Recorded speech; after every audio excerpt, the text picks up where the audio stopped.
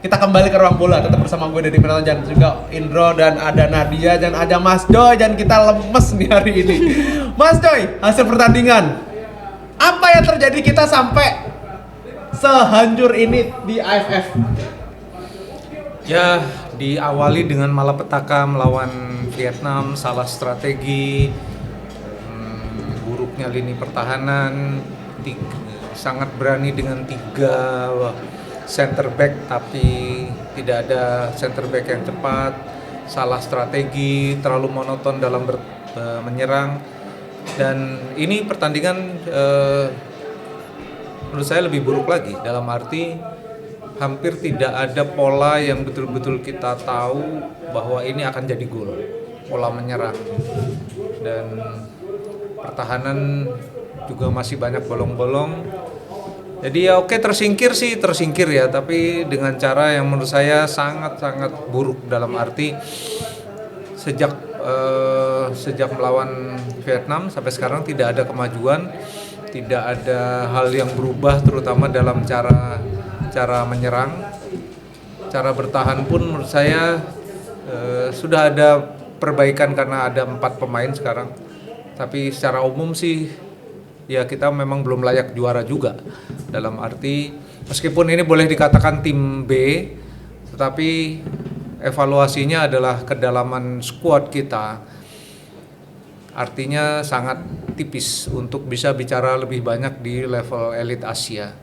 Jadi istilah King Indo lah, skuad yang mewah lah, ya kita harus turun lagi ke bumi. Nggak boleh ngawang-ngawang lagi, kita turun ke bumi, level kita masih agak jauh untuk bicara di level elit Asia ya. Karena di Asia Tenggara saja sekali lagi kita gagal. Setelah 6 kali masuk final nggak pernah juara, sekarang lolos ke babak knockout pun nggak bisa. Jadi harus ada evaluasi. John Herdman nggak bisa lagi tenang-tenang dengan oh ya masih ada Jai, masih ada Kevin Verdong, masih ada Dix, masih ada pemain-pemain yang kelas 1 di Indonesia, tapi artinya lapis keduanya memang tidak mumpuni untuk bicara karena kita kan sebetulnya yang disasar adalah peringkat 4 di Piala Asia 2027. Dengan materi pemain yang ada sekarang realistis enggak? Peringkat 4. Karena peringkat 4 itu kalau udah Asia kan lawannya lah, Jepang, Korea Selatan, Iran, Iran. Apalagi grup kita juga grup neraka juga di Piala Asia. Ada Jepang ya? Iya, ada. Jepang. Jadi gimana nih dengan materi seperti ini? Ini kan katakanlah ini tim cadangan lah. Saya itu tim cadangan di level Asia Tenggara aja nggak bisa berbuat banyak. Gitu loh. Sementara yang tim utamanya kan yang tidak main hanya beberapa, nggak banyak juga. Joy Pelupesi, Jai Isdes, Kevin Verdong, Kevin Dix, ya yang lain ya tim ini juga kan. Jadi apakah dengan adanya Jai dan kawan-kawan mampu bersaing dengan Jepang, mampu bersaing dengan Korea, mampu bersaing dengan Iran, Irak? Nah itu kan tanda tanya. Artinya 2030 apakah juga masih realistis untuk bicara kita masuk ke Piala Dunia dengan skuad yang ada sekarang, yang dikatakan mewah segala mewah pakai V double gitu loh. Jadi ya down to earth, kembali ke bumi, kita menyadari bahwa masih banyak sekali yang harus diperbaiki, mau itu di level Liga Super yang menjadi bank utama ya untuk pemain tim nasional maupun diaspora. Nah, ya evaluasi untuk semualah. John Herdman apakah dengan gaya kepelatihan dia cocok juga, karena menurut saya dia secara strategi kacau balau ketika menghadapi Vietnam. Sekarang pun menurut saya nggak ada bentuknya permainannya, kita nggak lihat ini bakal gol nih, nggak kan, kita nggak ngelihat seperti itu gitu. Ya, wah ini jadi nih, nggak juga, aduh salah passing, umpan ngapain sih umpan kayak gitu. Jadi ya itulah kira-kira. Oke, jadi John Herdman ini secara strategi aneh ya. Iya. Kalau menurut Mas Joy tadi kan salah passing lah. Padahal itu hal yang elementer harusnya Mas ya, beberapa hal itu ya. Bare minimum itu harusnya. Bare minimum tuh nggak boleh salah passing di lini tengah. nggak boleh salah eksekusi di sepertiga akhir. Tadi shot on target mungkin cuma 2, ya kan. Yang lain menurut saya penyelesaian akhir, apalagi terlalu monoton. Sadil Ramdhani nggak berani nembak dari second line, nggak ada satupun yang berani nembak. Tidak ada satupun yang mampu membuat manuver. Hanya satu tadi manuver dari kiri ya, babak pertama yang nyaris aja jadi gol. Tapi selebihnya nggak ada. Selebihnya nggak ada. Nggak ada upaya untuk naruh bola di antara second line dan backnya dari Singapura, apalagi naruh bola di antara kiper dan back four. Nggak ada. Jadi kreativitas Ya. Kalau Nadia gimana melihatnya? Kita udahan main king-kingannya ya. Tapi sebagai supporter kita akan tetap terus mendukung timnas. Kalau evaluasi tadi sudah disampaikan banyak oleh Bung Joy. Ya, semoga ini betul-betul menjadi evaluasi untuk John Hetman. Dan tinggal kita tunggu nanti di match-match selanjutnya. Saya masih penasaran ini Mas, ini kita dikutuk FF ya? Tadi belum dijawab soalnya. Ini yang selalu menghantui kepala aku sebagai orang yang berkali-kali nonton timnas. Tadi saya cerita jam 10 malam untuk dapat tiket jam 8 dibuka, itu kita udah melakukan itu sebagai supporter. Kita away kemanapun dulu ya, masih single ya, kita away luar negeri, hayo gitu ya. Kemanapun hayo gitu sebagai kalau bahasa Jawa itu belakrak kemana-mana siap lah gitu. Ini kita dikutuk Mas, menurut Mas Jo yang ngikuti timnas kita udah lama banget ini. Nggak ada istilah dikutuk. Kita memang secara persepak bolaan kita memang tidak lebih maju daripada negara-negara ASEAN lain. Secara ranking pun kita kan masih di bawah Thailand, masih di bawah Vietnam.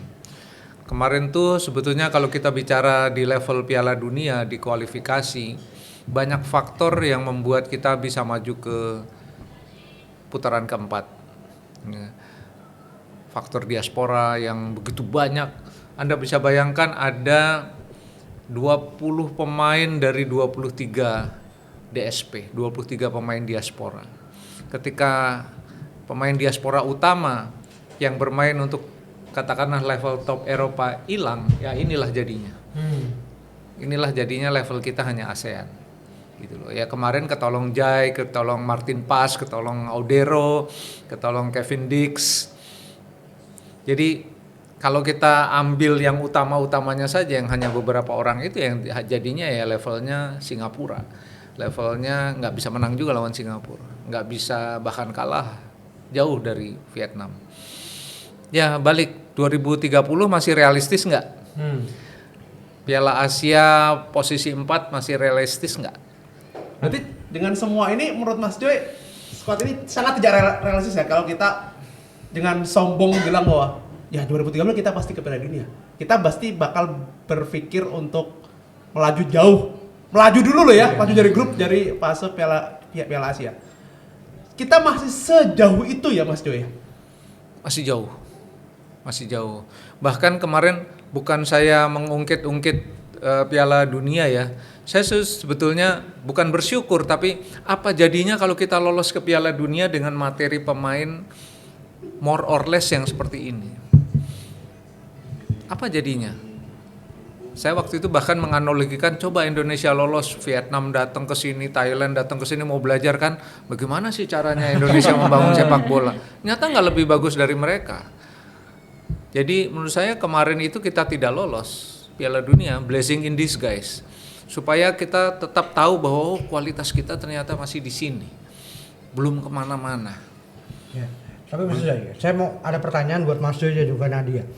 Ini kan John Hetman selama ini berhasil di Selandia Baru, di Kanada, baik tim putra tim putri. Tapi kan ini Indonesia yang memang penyita bolanya luar biasa. Ini apakah John Hetman akan bisa mengatasi pressure dari publik sepak bola Indonesia atau enggak, menurut Bung Joy dan juga Nadia? Lady first. Ya justru harusnya itu jadi poin plus ya untuk John Hetman, bahwa mau menang ataupun kalah supporter Indonesia ya akan tetap mendukung timnas gitu. Harapannya tinggi sejauh ini. Ya tinggal dibuktikan aja sejauh mana John Herdman bisa membawa timnas ini untuk memberikan timbal balik kepada supporternya yang sudah lama sekali mendukung dan menanti kemenangan itu, khususnya di AFF.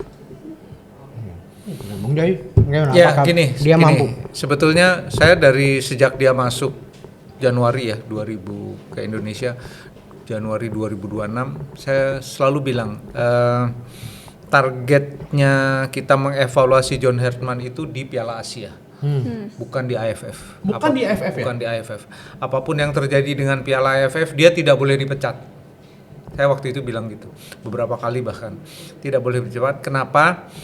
Prosesnya masih jalan. Dan AFF itu hanya sebagai ujian dia untuk membuat Jai Isdes dan kawan-kawan itu punya pelapis yang mumpuni.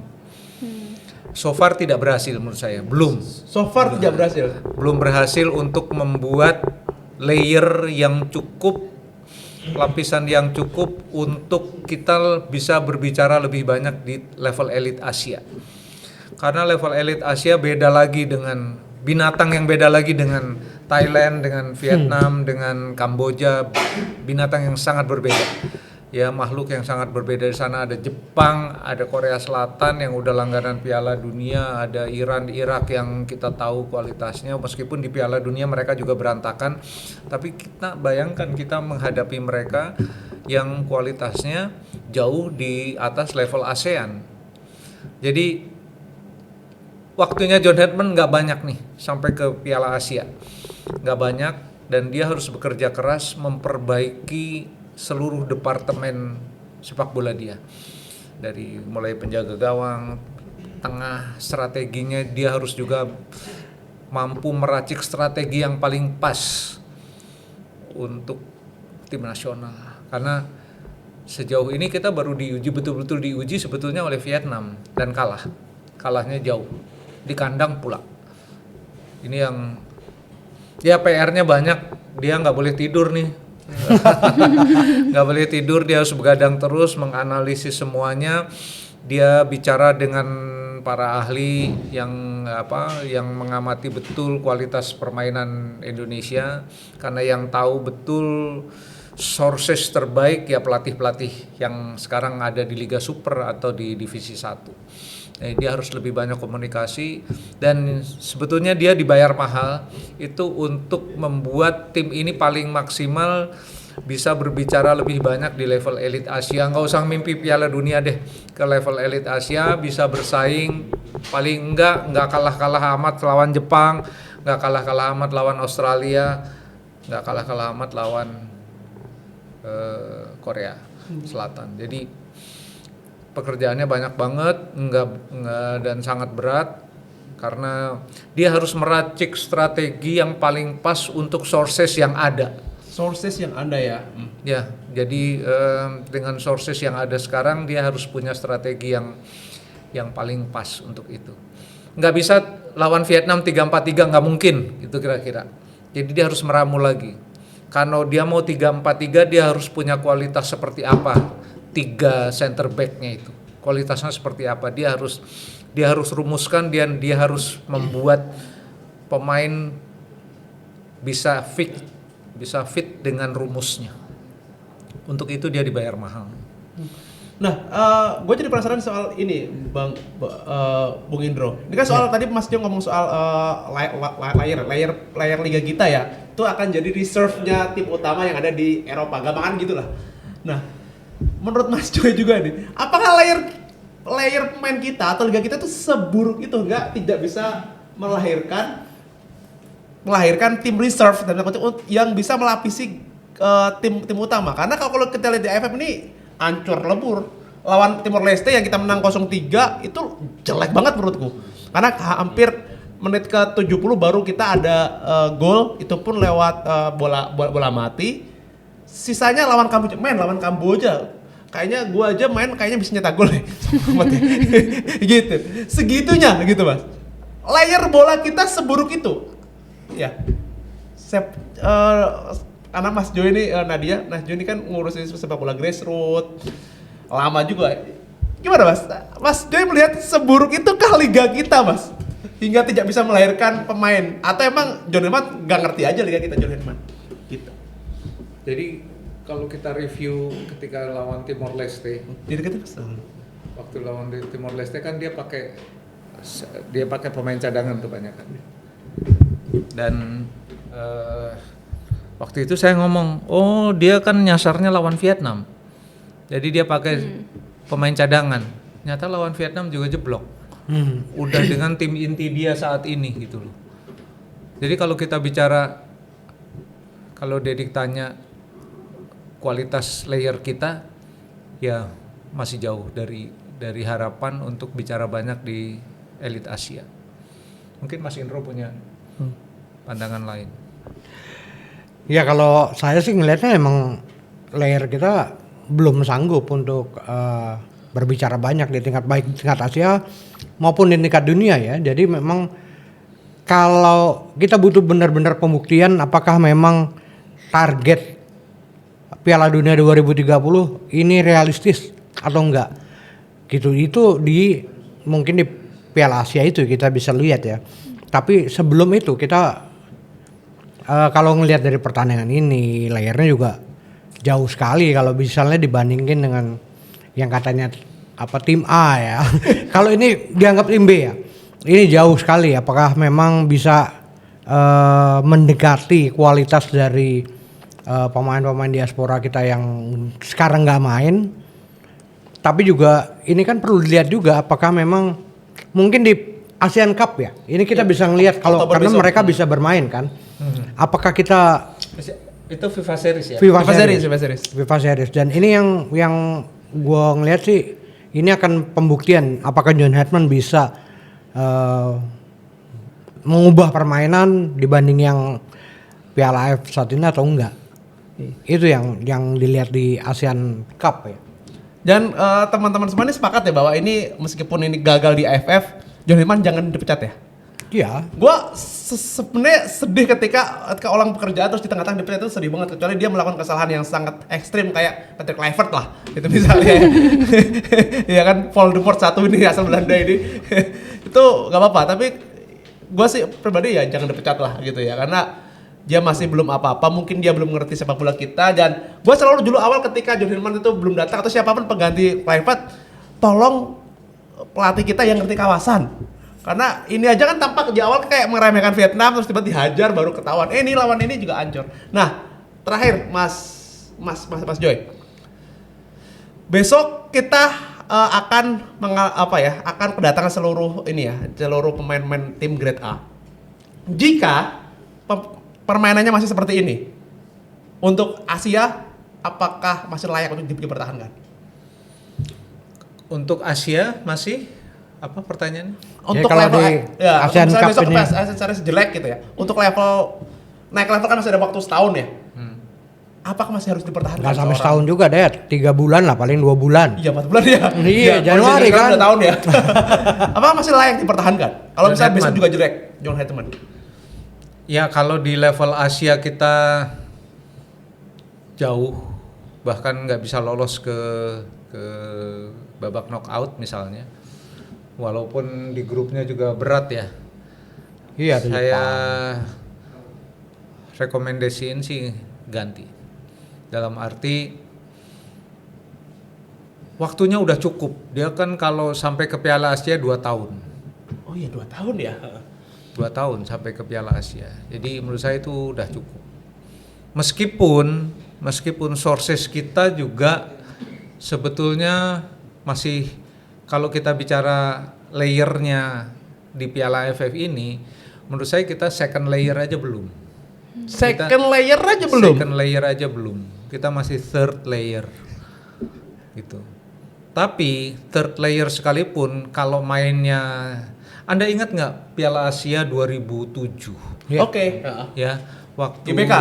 Di GBK kita kalah lawan Korea Selatan. Apa yang terjadi? Semua standing applause. Oh iya, I see. Ya. Kenapa? Karena permainan kita bagus. Kalah, tapi terhormat. Lawan Vietnam kita sama sekali tidak terhormat. Barusan sama sekali kita nggak ada dignity. Gitu loh. Jadi kalau Piala Asia kita nggak bisa lolos, kelar. Kalau Jadi, ASEAN Cup, Mas? ASEAN Cup menurut saya masih so-so lah. Artinya waktu kerja dia belum terlalu banyak. Meskipun Jai bisa main kan, Iya, semua bisa main. Verdong bisa main. Tapi waktu kerja dia belum cukup untuk kita mengevaluasi, oh dia bego nih, oh dia smart nih, belum. Tapi kalau Piala Asia menurut saya itu bare minimum. Dia harus masuk paling nggak 8 besar. Paling nggak. Paling ke 8 besar ya. Kalau nggak bisa masuk 8 besar, selesai. Karena apa? Menurut saya, waktu kerjanya udah cukup. Piala Asia full team.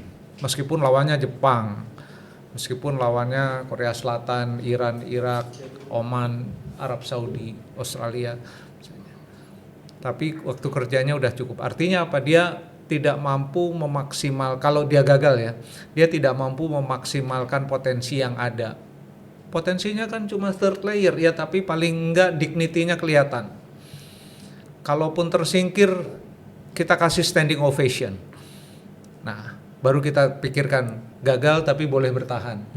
Tapi kalau kalah lawan Vietnam kemarin, ini pertandingan yang harus dimenangkan juga nggak bisa menang. Nah, memang belum cocok aja. Nadia gimana Nadia? Jabat tangan, terima kasih. It's over. Thank you. Thank you. Terakhir Nat. Aku nggak banyak ngomong karena dari tadi sepertinya apa yang disampaikan oleh Bung Jai udah mewakili perasaan seluruh supporter di Indonesia. Jadi ya, we'll see. We'll see. Oke teman-teman, terima kasih. Tepuk tangan, terima kasih Mas Joy, Nadia, gua tahu Thank you. sedih banget. Mas Joy, thank you Mas. Sama-sama. Dan Ya, gitu. teman-teman, kita sedih banget timnas kalah, tapi ya Garuda tetap di hati. Ya kalah seri. Kalah men. Resti kalah udah kalah ini udah. Seri rasa kalah. Pokoknya kalah, nggak bisa lolos di level. Udah ya mainan keggingnya capek. Oke, sekali lagi terima kasih teman-teman. Sampai jumpa di ruang bola selanjutnya. Tetap bersama gue Derik Prianto. Indro yang bukan warkop. Nadia Alfi. Dan Joy. Joy Mas Joy tetap. Terima kasih. Sampai jumpa.